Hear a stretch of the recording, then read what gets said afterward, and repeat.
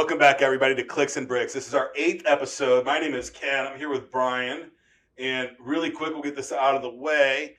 Next week, we're taking the week off for the holidays. Yes. We're just not going to have an episode next Tuesday. Right. Ron's out of town. We've got some shenanigans that we need to do. So the 8th episode will be the end of season 1 for Clicks and Bricks. Correct. And then we'll start it up again right at the new year. January the 5th. January 5th will be our next episode. So we're just going to have 1 week off. I think we probably don't deserve it, but we're going to take it anyway. You got to speak into the future. Yeah. Okay. We will have deserved this day off in the future. Yes. But we're going to take it now. So we're going to take a loan on a day off. As always, if you want to get a hold of me, my text phone number is 314-370-2871. And my email address is ken.cox@posterian.com. Today we're going to be talking about reviews, online reviews for your business. Are they important? Are they still important? Do people even really care about them? You know, we're going to talk about all that kind of good stuff. Right. Awesome. But before we get started, we have to, we got to start with our Between the Cubicles, a good icebreaker to kind of just help both of us relax and get into the mood. And today I want to talk about Harrison Ford. Yep. Harrison Ford has finally acknowledged, confirmed that he's going to do another Indiana Jones movie. That's amazing. Right? So 41 years since the first installment of Indiana Jones. So how many Indiana Jones movies are there? I believe this will be the 5th one. Let me double check. Which one is your favorite? So, Indiana Jones, I think it's Temple of Doom would be my favorite one. Because just because it sticks out the most, right? I'm more of a Indiana Jones Lego on the Wii fan than I am Indiana Jones the movies. I did enjoy the movies growing up, but Harrison Ford, he's Han Solo. He's not Indiana Jones to me, right? You're one of those guys. Yeah. So I think when you first brought this up, I was like, Harrison Ford. Oh yeah, I guess he was in Indiana Jones. He is Indiana Jones, right? I mean, that's kind of what put him on, man. Yeah, but I think of The Fugitive and I think of Star Wars, right? I forgot about The Fugitive. That was a good movie right there. Those are the 2 movies I consider him to be in. I just kind of, I don't know if I underrate Indiana Jones or not. And I think it's just become,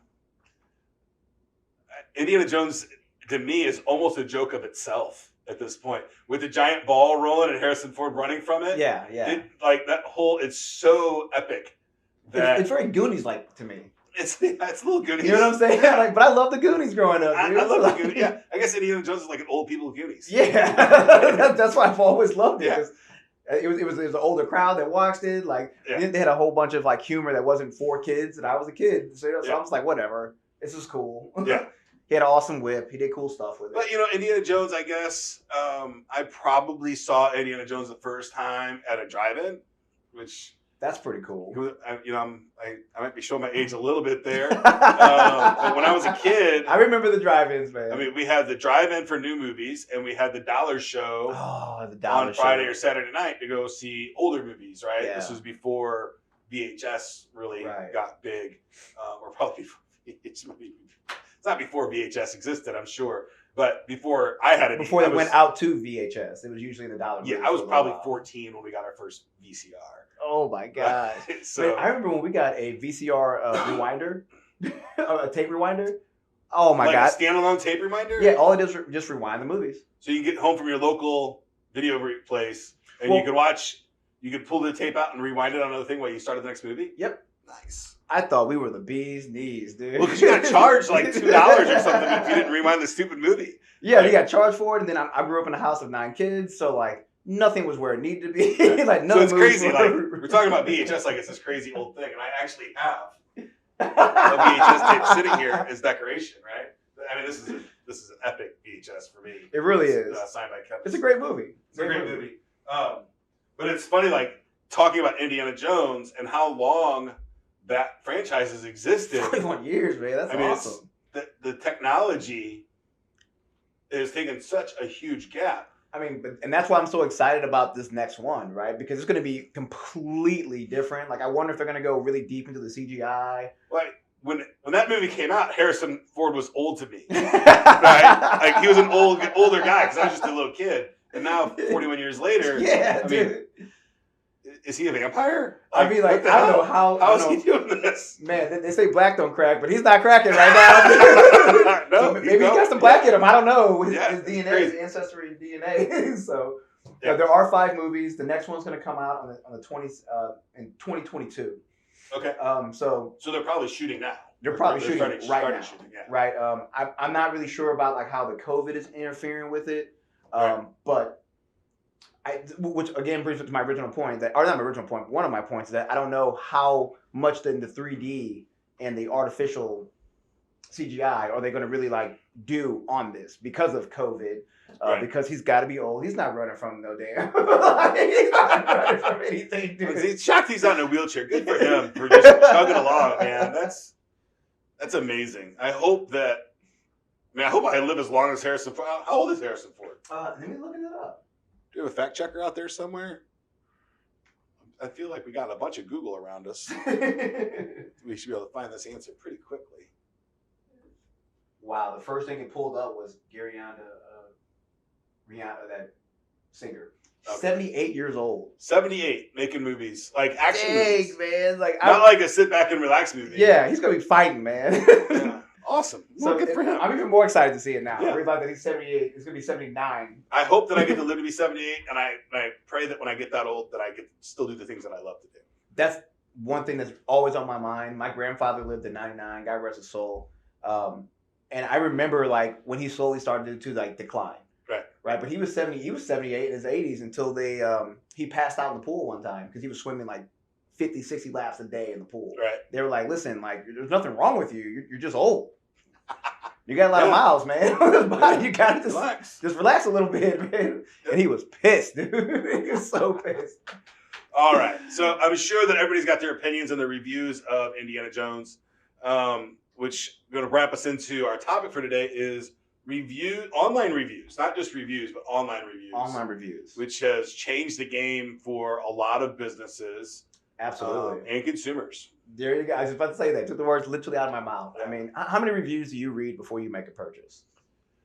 Before I make a purchase of a product or a service? Both. So both of them. And I look at them a little differently. So for me, on a product, depends on what the product is. So like if I'm buying a new drone, I probably look at 200 or 300 reviews. Oh man. And I watch. That's a lot. I mean, I'm going to spend a couple $1,000s on a drone, right? So, and I need to do a lot of very specific stuff for me. So, which at the end of the day, I just play in the backyard with. But so don't minimize yourself, man. That's important stuff, kid. You know, I read a lot of reviews. I watch a ton of how-to videos on YouTube about before I do it, right? So that's a big investment. On, you know, a typical thing, a gadget or a widget for the house, I typically, if I find it and I'm like, okay, this looks interesting, it might help my house held out, I'll look at 2 or 3 of the 5-star ratings, and I'll look at 2 or 3 of the 1-star ratings. Okay. But what I'm trying to find out with those 1-star ratings is, was it real, or was someone just being... Sometimes people give bad reviews for, oh, the shipping took too long, or it was broke. But then when you read it, like, oh, I showed up broke, but I contacted the vendor and they replaced it immediately. Well, that doesn't deserve a 1-star review. Like, shit happens in the world. You don't blame the vendor for it. Like, one of my mentors in life, Steve, God rest his soul, passed away. He used to say this all the time in sales meetings. And he's like, don't ever judge me about how I do when everything's good. Judge me about how I do when things go bad. Bingo. Right? Because everything's going to have a bad day or a bad time or something. How do you like bounce that. back? How do we recover from that? And I've really taken that as part of my life, just mantra as a whole, yeah, right? Man. Like, don't judge people when everything's great. Judge them when how do they resolve an issue, right? That's called character building. Yeah. So an example of that, you know, the guy Nick that owns HKA. Yeah. Right. I'm really good friends with the guy who owns this brand called HKA USA, and they sell boxing gloves. I buy a lot of boxing gloves from him. And he is the most concerned person I've ever met when I'm buying a product from him about that it's a good result the first time. He's so concerned about it, like overly, like texting me multiple times, how'd it go? I'm like, just chill. I'll tell you if it's bad, right? and I finally told him, like, dude, I'm expecting a good quality product. That's my expectation. Yeah, you don't buy right? it with the expectation it's going to suck, right? Right. So that's my expectation going into the situation. I'll let you know if something's wrong. I promise I'm going to tell you first. I'm not going to go to the internet and start complaining about it first. I'm going to go to the vendor first and say, hey, this is what happened. Right. And I'm going to judge you on how you reacted to that Absolutely. criticism. Not about, oh, I got the glove and had some bad stitching, or something was missing in shipping, or something got damaged. For the custom gloves that you had. For a lot of stuff, yeah, yes. That's probably the big one. He really wanted to make sure it was okay because he's really big on the custom gloves. Yes, so he's just very, very concerned about that, and I try to tell him, like, hey, let's not worry about it up front. Spend your energy someplace else. Yeah. On asking me how it is, so that whenever something bad does happen, we fix it quickly. That's all that really, I think anybody really cares about, right? As long as you get made back whole, you're fine. Yeah, everybody expects things that they break, right? Everything Nothing's over time perfect. breaks, right? You thought you were getting something you didn't get, things like that. But so I like to judge by how the vendor dealt with a bad conflict, and you can really see that in the bad reviews because they talk to him, right? Absolutely. I kind of like the smart ass replies. Those are fun to read. I don't know if I would ever recommend that unless you could be like Hardee's is savage. Wendy's is savage. Wendy's is savage. Jesus, yeah, man. Online, right? So I don't know if I could recommend it unless you were like a giant brand like they are. Yeah. And get away with it. Or that's part of your brand. It's part of your brand. It's like to be a jerk. I forgot about there's some restaurant down south that they yell at you and stuff, and they're really rude. That's like part of their whole I think thing. you could get away with it, but it'd be challenging to do that. I don't know. For me, it would not be worth the challenge, overcoming those hurdles. For me. To me, just being that is exhausting. It's just so tiring to be mean all the time. So, it either comes natural or it shouldn't come at all. So that's how I do it. I kind of read the top remarks and the bottom remarks, and then I make my decision that all the 3 stars, the Maz are I don't even look at those. I don't look at those either. Like right? I'm very similar to you. I look for I usually read anywhere between about 10 to 20 reviews. I do the same thing. I look for the 4 and 5 stars. Did the product meet the expectation? Yeah. Then I also look at the 1 to 2 stars. Like, okay, what was really bad, and was it a true bad, or was it someone just being petty gang? Right. But the other thing that I started looking, I want to say maybe about 2 years ago, I started looking at how the vendor replies. Yes. To those reviews, because you'd be surprised. There's a lot of reviews out there that people don't reply to at all. Right. And then I'm like, well, that must be true. Right. You didn't do anything. You just said, okay, yeah, got me. Right. Right. So that's and I think now, even if you're I'm gonna just use a giant chain for an example, Applebee's, right? Mm-hmm. The Applebee's reviews aren't for Applebee's as a whole, right? They're for that restaurant. Yeah. And if I'm looking at reviews for an Applebee's, I'm not looking for the nationwide reviews. I'm looking for that location, the general manager of that store, yeah, right, or the manager of that store that's answering those replies and building that relationship. So I think it's a short answer to say, oh, we're a national brand, we can't be answering every single review request. But for the national brand, you've got a general manager in that local area, and that's really what that review's about. Give them the power to communicate with those people. Absolutely. And do that. So and I think that's just part of best practices, because like I said, not only do I look at the bad reviews, I look at the good reviews. Yeah. I'm curious that, okay, does that vendor even going to acknowledge the fact that someone just reached out and gave them a high five? Right. Right? Because like if they don't reply back, in my mind, I'm like, oh man, I'm just a number to you. I'm just a paycheck, At the end of the day, you are, but you want to feel better about it. I want to feel better about it. Yeah. So, or not all places, right? I would say that's not true in a lot of businesses. I've been a regular at some places, and I feel like I'm not just a number there. And how does that feel? It's got its positives and negatives. Mostly positives. Right? It feels good to walk into a place and they have your order. They know what you're going to order. You don't have to say anything. Oh, okay. That I know what you're talking about. Yeah, it's nice. But not every place is next door. Right. So. And I think that's part of what, especially in a place like a restaurant, that would make someone want to come back to that restaurant. Right? Because you gave a flying F about me. Right. And then I guess on the other side of the other side is software and services, right? Those are, if you're buying a service, a maid service, right? You're in a relationship with this company. Yeah, it's a partnership for a long time.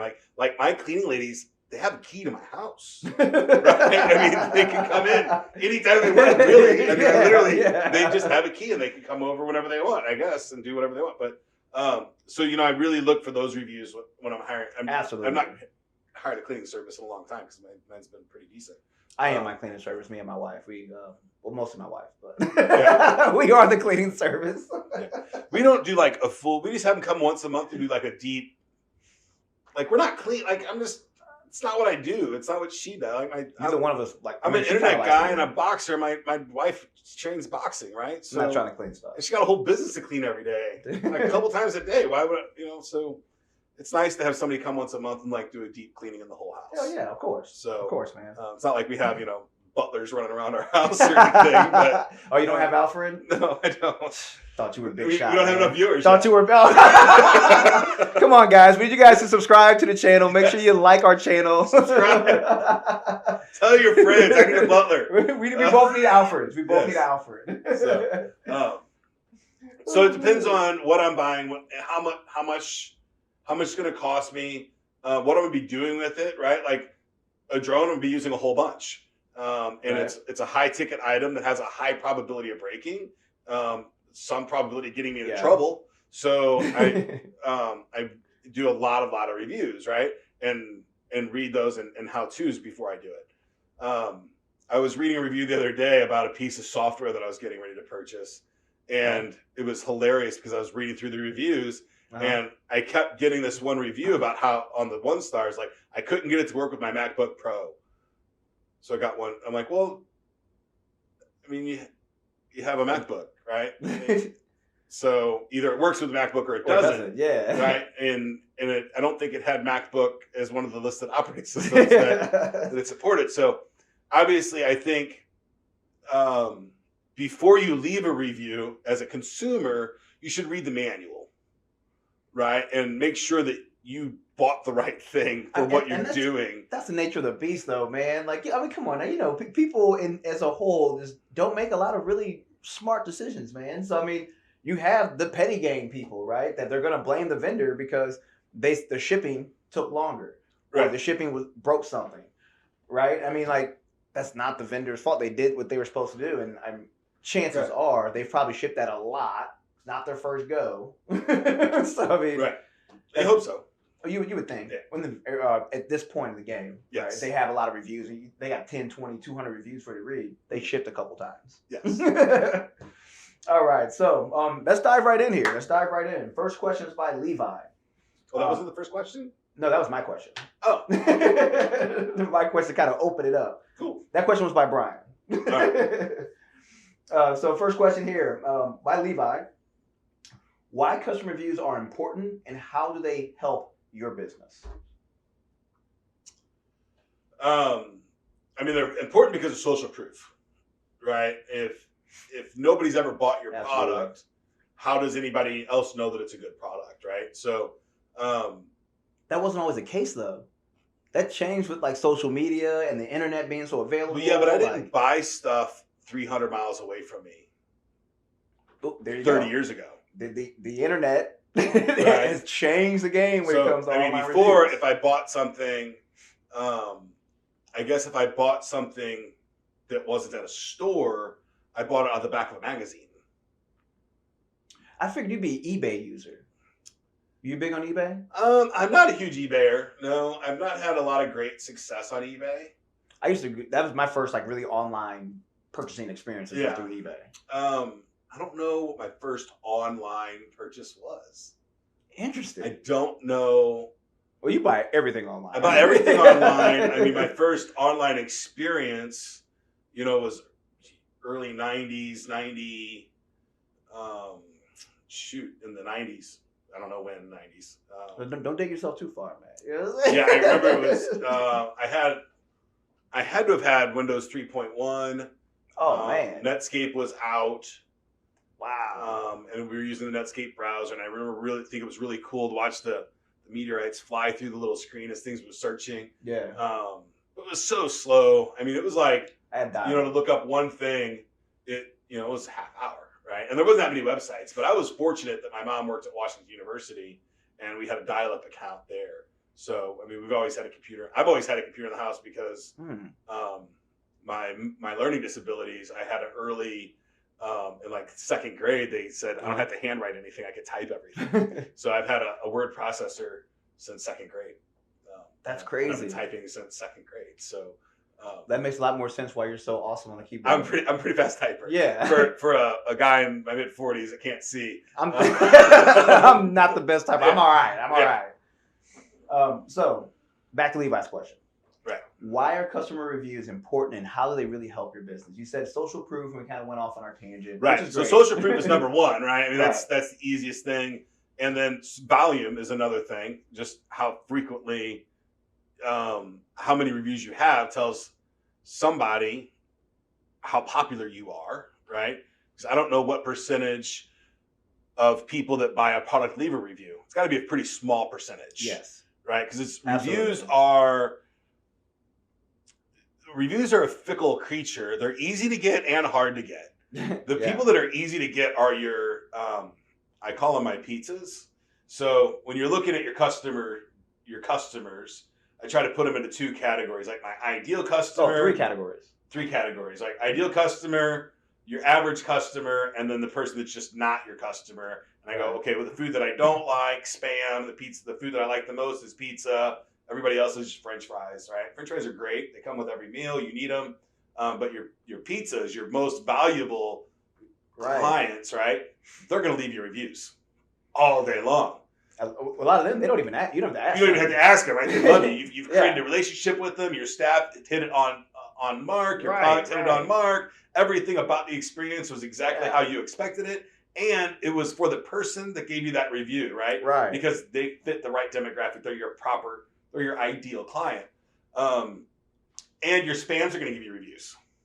There you go. Right? Your least favorite kind of customer. Your haters are going to give you bad reviews because it's not the right product for them. It wasn't the right service for them. Something didn't jive. I see that happen a lot. Like people will buy a product and it wasn't designed to make it do what they wanted to do with it, and they complained about it. Yeah. So I mean, those are rough. But those French fries, that like the vast majority of your clients are right there in the middle. They bought it. It worked. They leave. Like, thank you. Conversation over. So I've tried to make it a habit of leaving reviews because I've been trying a couple different things in the world. And even if the product is, I got it, it was delivered quickly, and it works as expected. Oh, I'm big time in reviews, man. Right? Then at least other people will be like, oh, yep. And if it works as expected, to me, that's a 5-star. Yeah. If I got it quickly, it wasn't damaged, and it works like I expected it to do, that's a 5-star. All day long. And that's why I think customer reviews are important, right? Because, like, did it meet my expectations? Because I feel like before online reviews were really a popular thing, it was a huge gamble to be like, I hope this product gives me what I want. But I also think that in today's world, so I bought my first video camera. I was 14 or 15 years old. Mm-hmm. I borrowed my dad's credit card. I hustled to get the cash to buy my first 3-chip camera. If anybody knows what that is, it's like a big news camera, right? A big one. But I wanted to start my own video production company. So I'm like, I have to get this camera, Dad. It's the only way I can get it. They didn't sell them in St. Louis, right? I mean, it just didn't. So I had to buy it from the back of a magazine. I think the difference today versus 30 years ago on the amount of scams that are available is that it was so expensive to run an ad in the back of a newspaper nationwide that you had a reasonable expectation that whatever you bought from it was a legitimate company because they had enough money to run a nationwide ad. Yeah. Right? And these are full-page ads in newspapers and magazines and stuff like that. Right. So, and then you bought from name brands, right? That was a JVC camera, so I already knew that it was there. I Crutchfield or something. Yeah, but today, I mean, we live in a world at Kickstarter where people are raising millions of dollars for a project that they never really, it appears that they never intended to make. Yeah. Right? So, and it's, it costs for a developer to kick up a website, costs almost nothing. Right. Right? To put some really cool products up there. I would be shocked if I know anybody in my life that hasn't fallen for some kind of internet scam in their life. Yep. Right? If it was, catfished by a beautiful woman or bought a product that never showed up from China, or, and anywhere in between. So the reviews are more important today and valuable for your business for social proof. And then two, to show legitimacy for your product. And that's what that's what I was going for. That's that expectation. Right. Right? Like I want to know now, with information being so easily accessible, I want to know. Yeah. Right? I mean, I think like before online reviews were really a thing, there's a lot of assumptions. Right. Right? But now with information being so easily available, I'm not gonna guess that. I'm not gonna guess at any of this guy's stuff. You don't need to. I'm gonna go to Google and ask. And I think also you hear the voice when you're reading reviews, when your consumers are reading a review. I have this problem a lot in business. I'm writing stuff to try to sell you something, right? Always. But I'm writing something to try to sell the end user something. So I'm talking about the benefits and the advantages, and I made the joke earlier today that I can write the emotion out of just about anything and make it really bland and boring. But when you're reading it from another customer's perspective, you're hearing it from their voice in layman's terms, not the person that created it. Right. You're talking about somebody that purchased it and is using it and using it in the real world. So you're hearing it from a different perspective and a different voice, which is huge. Yeah, it's everything. That's everything. Right? It's gigantic. Like you get to hear it from another user of this product or service, and they're not gonna get paid. Right? If you like, they're not getting paid generally. Right? I mean, I'm getting paid for reviews now. Well, if it's a job, did you get paid for them? Well, I don't get paid for them, but people send me free shit. Oh, like the review. Yeah, like it's pretty cool. Like I got all kind of I got some weirdest shit at home, and my wife is like, what are we doing with this? I'm like, it's free. And she's like, what? I'm like, I got to use it and then write an honest review, but they sent me this for free, so I'm gonna give them a review. And that's awesome. Which is really why I do more reviews now, is because I'm getting all this free stuff, and some of it's really cool, some of it sucks. But for me, man, it was kind of gratifying. I'm not gonna lie. Like when I started leaving reviews, and like Google started asking me, like, you left this place, leave a review. Yeah. And then I became a local guide, so then my reviews go to the top. I've had businesses that I've left reviews at, and I get like notifications and updates that it's been read 10,000 times, or that your picture was seen 15,000 times. I mean, I've had businesses that I've talked to, they were like, man, somebody read your review, mentioned your review in particular, and they bought from me. Yes. Right? I mean, like, that feels awesome. Yep. I mean, I wish I would have got paid now. Think about it. You know what I'm saying? Like, you cut me off a little piece of that, dog. You know what I'm saying? That never happens. Right. But it is what it is. So, which goes on to our next question, actually, by Charles. Are customer reviews reliable, and why? I think a customer review can be questionable. Absolutely. But customer reviews as a whole, I think, are very powerful. And you can fake. I think if you find the fake reviews, you can spot them pretty quickly, right? One, they come in a flood, and then there's none before it, none after it. Gotcha. They tend to have the same voice, very bad English and stuff like that. So I think the scammers are found pretty quickly and weeded out. So I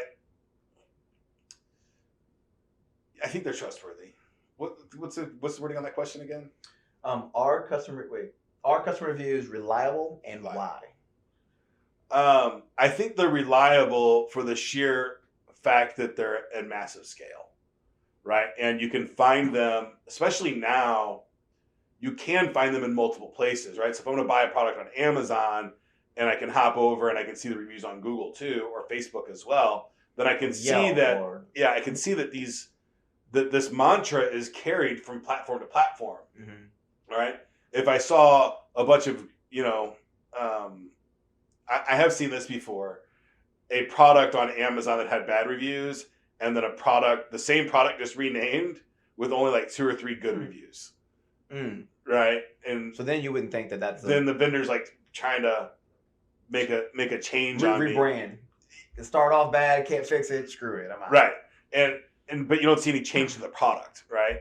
I would much rather see the bad reviews stay, and then a message from the manufacturer or the developer that said, hey, we had this problem and we fixed it.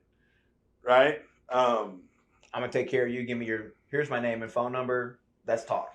Right. Right. So, like for instance, Hosterian has a bunch of bad reviews from 2016, I think. But they're all in a flood, right? And for a long time, I had turned reviews off for Hosterian because of this. What had happened, and I think I explained this in the review somewhere. Hosterian's a hosting provider, but we also host other hosting providers because we own and operate the data center. So, right. Owning and operating the data center means that other hosting companies will rent services from us. Sometimes some pretty big hosting companies rent our data centers from us to service their clients. And we had a client that didn't pay, and we tried to work with him for a long time. We found out that he was just trying to scam us and get as much free service as he possibly could. And he got quite a bit. But we finally got to the point where we had to take his server offline because we didn't like say, hey, we're suspending your service. We said, hey, here's 30 days notice. We're not going to be doing business together anymore after 30 days. Oh, we're done. And the 30 days went by and we shut his server off. And he had told all of his customers that we were down, and that's why they were down. Oh, that's trash. And he had a bunch of them go and give us bad reviews. But those customers weren't even they weren't even our clients, right? Yeah. So unfortunately, you can't delete Google reviews, right? You can only respond to them. So the question was, I'm sorry that you're having a bad time. I don't show that you're even a client of Hosterian's. Can you please give me some more information so we can help resolve this, right? And I think that's a great response. It still sucks that it happened. I mean, it's a horrible situation. Right. But horrible situations are all the time. They always happen. It's just like you said earlier. What do you do about it? Right. So, you got to try to take the high road there and really muscle through. So, but I think at the end of the day, I think people see through all of that bullshit. The end user sees sometimes if they're really going to make a purchase with a company and they're serious about, you're going to buy hosting one way. If you say, hey, I need a website, you're going to buy hosting from somewhere, right? If you're going to take the time to research it and read the reviews, I think you'll see through that kind of stuff. And then you'll see our Joes and Larrys that love us, right? They're absolutely, think we're the greatest thing on the planet for some reason. Right. And we're just guys that host websites at the end of the day, right? I mean, not just websites, but we host a whole lot of things. But we have our, those are our pizzas. And then we have our spam on the other side of the bucket. What I've seen for the unreliableness of a review is typically, and a lot of you can research this too, so I'm not making this up, okay, is that sometimes the first 10 to maybe 30 reviews may not always be accurate. And I say that because a lot of times people they know they need reviews. Well, it's friends and family, right? It's friends and family. Yeah. Right? Which you can typically spot those out too. Because they either go way, way over the top or they just won't really say much at all. Well, I see this a lot. And I don't know if I'm a unique person in this particular ad. Not totally unique because a lot of people do this business. I do a lot of Alibaba research and cross research back to Amazon and Google and all that stuff. And I do see this not quite a bit, and I see it less and less today than I used to, but I guess even 2 years ago I saw it more than I do now. So you find an Alibaba product, right, and you bring it to Amazon, and you can see a new person is selling that on Amazon, and he'll have 4 or 5 reviews. Right. And it's all very broken English. It all seems like it's coming from the same person. Oh. Right? And it's like, 4 letters and 10 numbers at gmail.com is the email address. Yeah. I mean, I think the non-legitimate shit, people can just find it. And it just stinks. It's blatant. I mean, it smells bad. It looks bad. It smells bad. It's bad. And I think people can read through the lines pretty easily.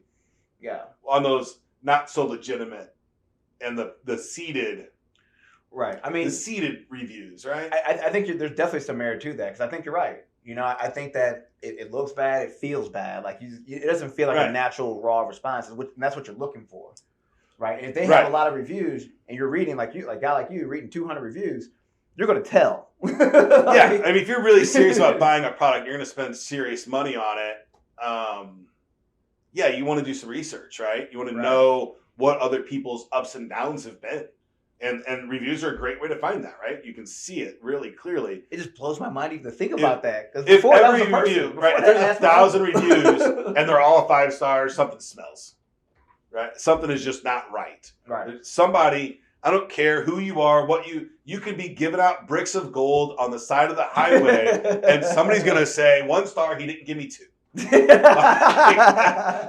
Mine was smaller than the other person's. Yeah, like I got a different brick, or I had to wait longer. The guy in front of me didn't have to wait as long as I did. No shit. So I try not to fall into the trap of, oh, you can't please everybody too much, right? Because it's just, you can't please everybody is true, but it's an easy excuse to be shitty provider. I think a lot of people use it as an excuse to be a shitty provider, because I think a lot of people they look for and they crave opportunities to not take responsibility for shit that they do, man. Yeah. And human nature, your knee-jerk reaction is to not take responsibility because you're attacked. Right, but at the end of the day, it should be, man, I should have sanded that a little bit more, or maybe we should have ran that through a quality assurance process before we sent it out, or maybe we should have given the customer 2 or 3 more options before they purchased it. All of those things you could do instead of just saying, well, you can't please everybody. And it depends on your business, right? Right. But even to get to that point, you still have to come to the conclusion that there's something that I could have done different. You got to take responsibility. I could have done something different. These are the things I could have done different. At minimum, I think vendors could do a better job of explaining what their product or service is up front, right? I know I struggle with that in our business. I'm always trying to find, how to say it in more or less words. I think that's something you're really good at, man. I'm way better at it vocally than I am on written word. Like on a website. On a website, it's really, really challenging, right? Yeah, well, because website, you have to say it without actually saying it. And you have to try to invoke emotion and all this other stuff, right? Whole other world. So, and I find, so frequently that people are trying to evoke that emotion and stuff that they're not describing their product well. Yes. Or they're saying it's for everybody, right? Well, no, it's not. It's not, right? It's not. Yeah. So yes, I like that. I like that answer. Moving along here, this one is from Marty. This is, when is a good time to ask a customer for a review or a rating? As soon as possible after you've just made an interaction with that client. So, and this is a little tricky. I hate it. I think technology is pretty sophisticated today, right? And I think that if I bought a service from somebody and I got a request for a review before I actually got the product or service, I think that's laziness. I think that I think vendor it's not professional. It's not professional, like at all. He doesn't know what's going on in it. That vendor doesn't know what's going on in their process or their chain of events. Unfortunately, I have a lot of doctors that I see in my life at this ripe age of 45, right? Because if you're under 40, on your 40th birthday, you fall apart. 45's a new 25, dude. Yeah. Don't even worry about it, man. So I see a lot of doctors, and I have one doctor that literally, by the time I'm getting in my truck, I'm getting a text message from her saying, "How was your trip?" Right? As I'm getting in the truck. I have my surgeon, I just saw, was it mid last week that I saw my surgeon for my shoulder? It got released. I didn't get a full release. Yeah. So I didn't get a full release from physical therapy or from the doctor, but I got a release from physical therapy. I got a text message from him today about that trip. And that's too long ago. Yes. Right? I didn't even do anything with it. I just swiped right. I just get rid of it. It's so far last week. I don't even remember I remember I got released because it was good. Like, I don't have to go to physical therapy anymore. But I don't remember the conversation or if it was a good trip or bad trip. I remember being upset that I had to, sign all this paperwork before I could get in after I got my temperature and all that other stuff. I still had to fill out paperwork. Right. And I can't see really well without my glasses on, and I can't wear my glasses and my mask at the same time. So I remember. Man, that sucks, man. Jesus Christ, it sucks, man. It's so bad. But anyway, we move on. But my urologist, she sends me a text message as I'm getting in the car, and I see her every 3 months for blood work because of my liver. And as soon as I get in the car, I got a text message in my inbox ready for, hey, how was the trip? Is there anything I can do to make it better. And that's something she does that I really like. Like she's always asking me, is there anything I can be doing to make it better? I think that's an awesome thing to ask because Right. I mean, at the end of the day, like your customers are your livelihood, right? That's like they're your babies, Right. And I think the You take difference care of between those two vendors, right? Well, they're both doctors, but one of them's kind of a surgeon, kind of your traditional doctor, and my other one, my urologist, is a specific men's urologist, and she caters to men. Like, you know, she got cigars and you know it's a Al whole Pacino experience. posters and all It's a that whole stuff up on. Yeah, experience. like it's a different. That's really cool. It's a different world in there. So. That's actually what I was thinking about when I was looking at this question. It really just depends on your industry and your product. Yeah. Right? 'Cause I mean, like depending on what it would be, I would say the best time is after you, for one, complete the job, Mhm. and after you completed the job well. So I don't mean because like, you can't complete a job and do a poor job at it. Right. So complete the job and do it well. And if it's like a product, they would have to have time to use the product. Yes, absolutely. Right. And that's kind of like where you fell in because like I guess not really a product, it's more of a service. But at least a day in your body with the new stuff that they did would give you enough time to say, okay, was yesterday worth it or not? Right.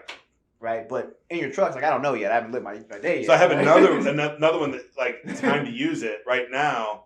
I have an experience that I just had with Academy Air. And it's going to sound negative for a minute, and then I'll get back to the positive, right? Because I try not to be. Just stay with us here. I try not to be negative on the whole. I've used Academy Air at my home for 15 years. Always had great experiences with them. I bought a new furnace in March of this year because my furnace went out right at the end of winter. Okay. Right, but it was still too chilly not to have a furnace because I keep my furnace at 80. Jesus, don't man. judge me. I really like it warm. It's all judgment over here, dude. I would be mad I as would soon keep as it I at walked 90 in. if my wife would be okay with it. But she would kill me. She literally this morning as we were getting ready to work, she's like, "We need to talk about this heat." I'm like, man, at 72, we're having a fight, dude. yeah, I'm like, no, We're it having needs a to be 80. fight. I'm like, you're right. It needs to be 85. I like it tropical, but so it broke. Like it stopped working on me, and I called them on a Sunday, and it was a bad experience, totally bad experience. And if it ended there, I'd give them bad reviews all day. But I ended up got frustrated, had my wife call them back. She called them back, got somebody out there, and they sent me after the second person left. They sent me a message asking me how it was, and I did not give them a review. But this was really a great thing that they did. Is they asked me to give them a response. They didn't ask me to go to Google and give them a review. They asked me specifically, is there anything we could have done to make the service better in a text message, and to reply to that text message. So it wasn't a review, that's just honest feedback. That was just honest feedback, and I railed them. And You're an angry type right there. Yeah. And I was pretty brutal that, that they weren't warranting their services and all this stuff. And I got a call back the next day from the general manager and, hyper apologetic and gave us our, they charged us to come out. I'm like, this is under warranty. I should be charged to come out. Right. He refunded the money for that, told me it would never happen again. Then I got a call from the vice president the next day, going over all that stuff. And I would say today, if I gave them a review, it would be a 5-star review because they had a failure, right? Pretty bad failure in my opinion. Uh-huh. And it was, at the end of the day, it turns out it was a bookkeeping error because they didn't have my warranty documented properly. I wonder if that's common with HVAC places. And I bring that up is because I had a similar issue as well. I have we own and operate a data center. We have more air conditioners than the average company, right? Yes. I mean, we have more than like my neighborhood, probably. Yes. In a 4,000 square foot room, we have 90 tons of air conditioning. And that's to give you an idea, the average house in America, I think, has a 3-ton, 2.5, 3-ton. Yeah, they said like 6 would be like overkill. Yeah. So, and we have 90 tons in each 4,000 square foot room. So that's a lot, little tons of air conditioning. Right. So I could talk about air conditioning vendors for days. So let's not get into that too much. But yeah, I think it's a problem in the industry. I literally had the same problem. I went through John Schliga, and super expensive, and I was really, really close to not even doing it because I'm like, man, $10,000 from an AC, like that's a lot of money for an AC. Right. But I was sold on the fact that this AC was supposed to keep my house cool because I've been there for 5 years. I live in a split level, And when it being that open, it's so hard to keep the house like in one temperature. Like the drastic change going downstairs. Like I mean, like to the point where like we have blankets and hoodies and all this stuff. And we're freezing. We can't get it right. Yeah, it's horrible. So I bought this $10,000. The solution to that's 80. Oh my God. 80 upstairs and 75 downstairs. This is gonna be a conversation when I get out. You better not turn that AC.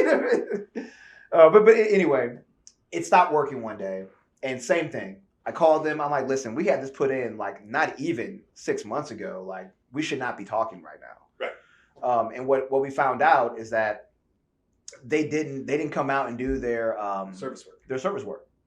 Right. So they wanted to charge me for the service and then for the maintenance. I'm like, wait a minute, you were supposed to be out here anyway. Right. Right. So I didn't change my air filter, and that's my fault. And my response to that was that, well, I would have changed it had you came out and because I was going to buy it from you. Right. So when you came out here to change it, I was going to pay for it, and we're going to be great. But you guys didn't do your part. Right. So 2 wrongs to make it right. I get that. But you dropped the ball first. Yes. Right. Yeah. And they said they were going to. Right? And they did, right? So they counted, and they went ahead and scheduled my next visit already. Right. And they were super apologetic with it. But if I were to leave them a review now, I would absolutely say everything was great. Well, and I think the power of reviews is that right there, right? They know that I have the power to leave a review. Yes. Right? And if I'm having the communication with them, they know how articulate my review might be. Yeah. They're like, oh, we don't want this guy to yeah. So, as all things, don't trust the first review. I really like it when people come back and do re-reviews. Like, hey, I reviewed this now, and I'm going to review, and I've now had it for 6 months. I'm going to give it a review after 6 months. Huge for me because I drive a Jeep, right? I have a big Jeep Gladiator, and I buy all kinds of weird ass Jeep components and parts and stuff. So, how it works on day one versus how it works after 6 months of use, two wildly different things sometimes, right? I bet a lot of stuff like falls apart. It doesn't last. Because you drive your truck, dude. Everything on a Jeep is designed to be replaced for good reason, right? You drive the mess out of yours, man. I do use my Jeep as it was intended to be used. I love your PC response to that. Yeah. I do not drive the mess out of my Jeep. Yeah, it's a fun Jeep. I love it. It's been a blast having. That's awesome, man. But I'm a Jeep family now, so. You're this close to turning me, dude. My wife already wants one, so we're probably gonna end up getting a 2-door one. But we'll see how it all goes. Yep. All right. What's the next question? Next question. This is by Ari. Should you even ask customers for their opinions? Ari, I can hear the anxiety, right? Yeah. The answer is yes. You should, and if you, I think the book is called The Lean Method. Is the book that I'll recommend to you then. And it's all about customer feedback. Everything you do in your business should be customer centric, and it should be driven by your clients. At the end of the day, if you don't want your client's opinion, then don't take their money. Like that's the best opinion you can get from somebody. Here's my money, give me your product or service.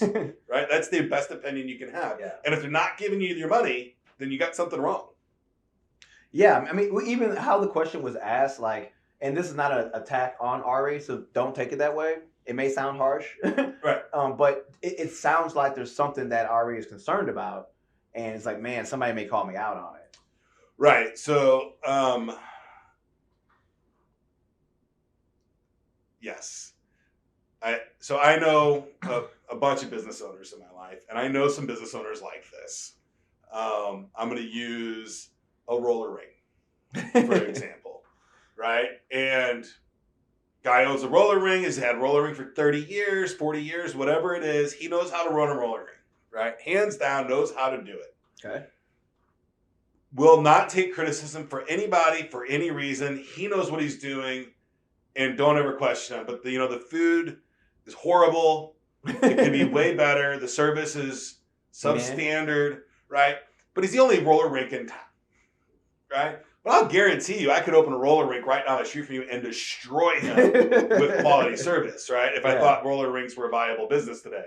Not in a world of COVID. They're not. Maybe post-COVID might be, something to think about. But if you don't take your customers' opinions, you are one competitor away from being bankrupt, right?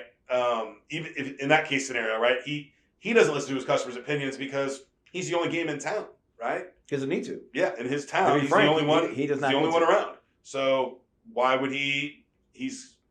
And people that skate. Period. Like they love skating. Like it's if you haven't been roller skating in a long time, man, find a local roller rink and go, because it is some bizarre ass shit, man. There's dudes out there skating that can do some crazy stuff. These dudes need to be on TV shows. They're so I good. love watching them. Yeah, I cannot do that at all, and I think it's incredible that I love watching people do things that I know for certain that I have no way, shape, or form that I could do, even the slightest bit. I could do all of it after like 4 shots of whiskey. 4 shots of whiskey, and I can do all of those tricks so well. I know I could. 7 shots of tequila, I'll give you anything you want. Yeah. So, if you have a product or service that is geographically confined, and you're the only game in town, and people demand it, and the demand's high, no, you don't have to listen to shit. You can do whatever you want, right? You're going to only appeal to your hardcore fans, your hardcore membership, like the people are going to skate no matter what. And you're never going to really grow. You're not going to grow, right? Because you're not going to get the guy that thinks, hey, it might be fun, or I want to take my family out. I'm going right now because my daughter, I'm really trying to get her to be a fighter, but she really wants to do roller derby. There's fighting in roller derby, man. Stuff's intense, man. We pay for her. Have you ever seen a roller derby match? I've never seen a roller derby live. Dude, Actually, we had tickets to our first roller derby show that was on, it was like March 14th for my daughter's birthday. We were going to take her. And it got canceled from COVID. So we didn't get to go. I know some roller derby. Maybe I can introduce you guys. I know some pretty high up roller derby people. Really? Yeah. We have a conversation We after the used to work here. Yeah. Yeah. Yeah.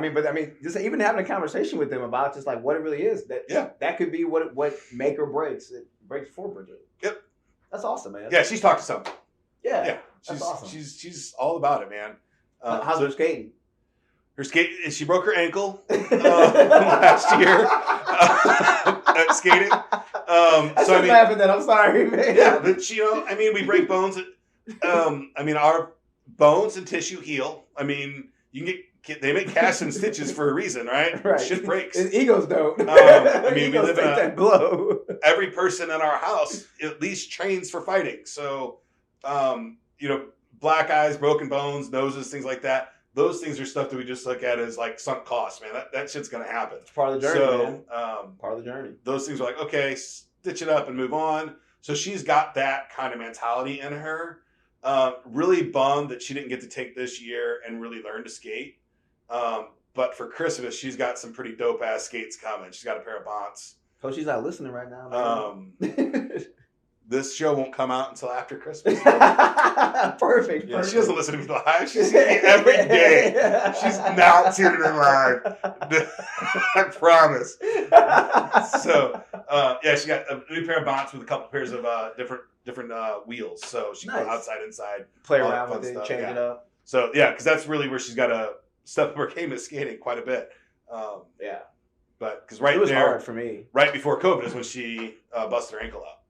It was hard for me transitioning from rollerblades to roller skates to rollerblades. It was really hard for me.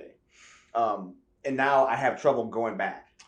It was easy for me going to quads, the inline, but going back has been a challenge. Oh my gosh, man. I just can't do it the way I used to. And I prefer quads over inlines. It just depends on what I'm doing. Once I get rid of that, whatever that S thing is, like, once I get rid of that wobbly feet, then I'm good to go. Which is hilarious. If you're watching this, I'm a fairly big guy, but I'm also pretty nimble for my size. You were very nimble for your size. So I very much like roller skating. It's a lot of fun. I've had enough spinal damage in my life that I really worry about taking a big fall now. So I'm not as adventurous as I used to be, but. I'll still put on the skates and get out on the rink and skate around. That's awesome. Yeah. we should have a holiday or a party where we go to the skating rink when things open Yeah, up. I think so that'd be they're not freaking open. It's awesome. not open right now. Oh, it might be open, but you got to wear a mask. Oh, that's gonna be tough. Yeah, and I can't eat Cheetos while I'm wearing a mask. Right?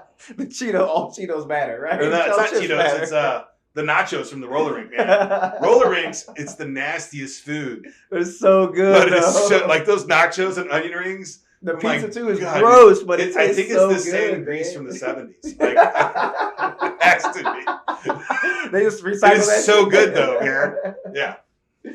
All right, our last question is, Ken. Can a bad review, online business review, ruin a business? Absolutely not. A is single correct. review. A Correct. single review? It says, can a bad review? So a bad review, no. I think a bad review gives Can't you more hurt. credibility I think than it anything, can't hurt. right? And It then I think we wrote, did I write a blog? Me, Abby, or Brian, one of us wrote a blog about how to answer bad reviews. Oh, Abby wrote a blog, and I did a video on YouTube. Okay. So we have a video on how to answer well, bad reviews, and we have a blog on hosting.com that Abby wrote about ways to answer bad reviews and use it as, one, you have an unhappy client. Fix that. Right. However you need to do it. And maybe it's Make just, that right. Worst case scenario, give them their money back. Make them a whole in the game, right? That goes a long way, especially online. I think all people want to feel is that they've been made whole. Yeah. Right? If I give you a bad review, it's because you left me. We had an agreement, and I don't think you met your expectations. you didn't meet the expectations that I thought we had.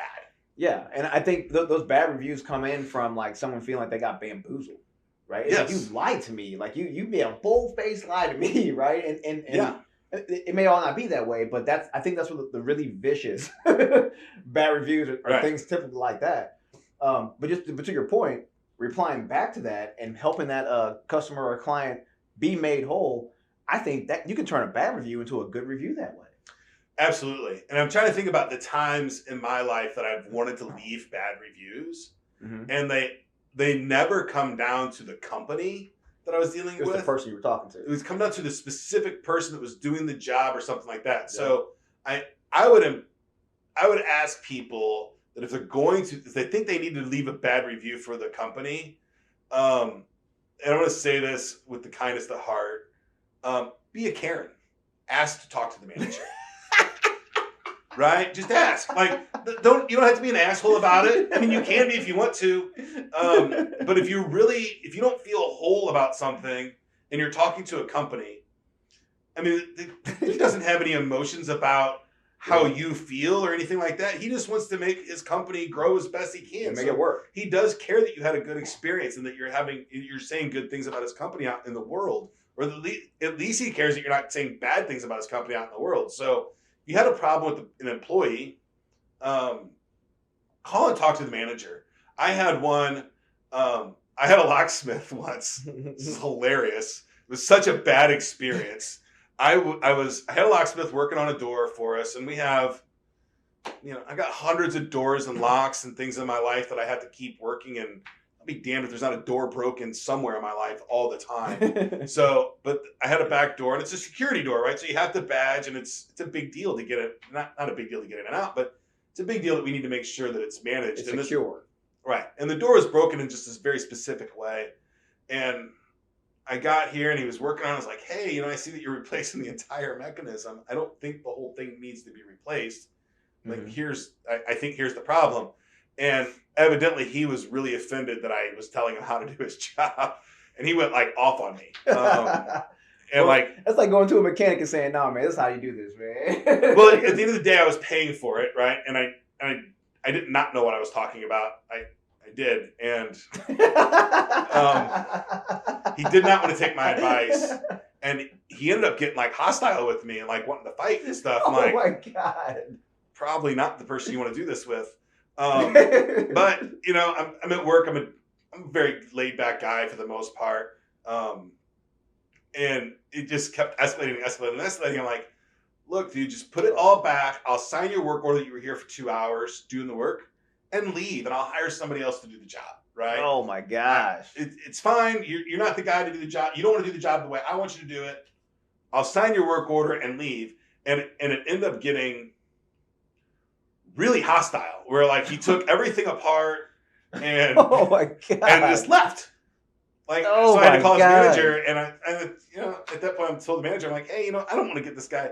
Obviously, there's something going on in this dude's life right now, right? And he's not in the best place at all. The conversation was, and what I thought going into it was very civil and conversational. It's just honest. Like, this is what I think the issue is. And he went, somewhere else with it. So I talked to the manager. I said, hey, I really don't want you to fire the guy, but I do need my door fixed. Right? So I don't care. I'll pay you to do it, or what do you want me to do? Right now, if I got to call somebody else to come over here to fix it, I'm not going to pay you. Right? I'm not going to pay for this guy's labor or anything else. And I really don't want to pay for 4 hours of labor when it was only 2 hours of labor. And the manager said, and we figured something out. I think I ended up paying for 3 hours labor total, right? I paid for an extra truck roll or some shit. But it was minimal, right? Under $50 to $100 to get this whole deal done. But it wasn't the company's fault, right? We'd used Total Lock and Security hundreds of times in my life, and I've had this one bad experience. So, and the guy should have gotten a bad review, but he didn't publicly get him one. He got one in his manager. And I think people will, if you need to do a bad review, I would do a 3-star review, and I wouldn't do it until after I talked to the company. I think that's a good way to.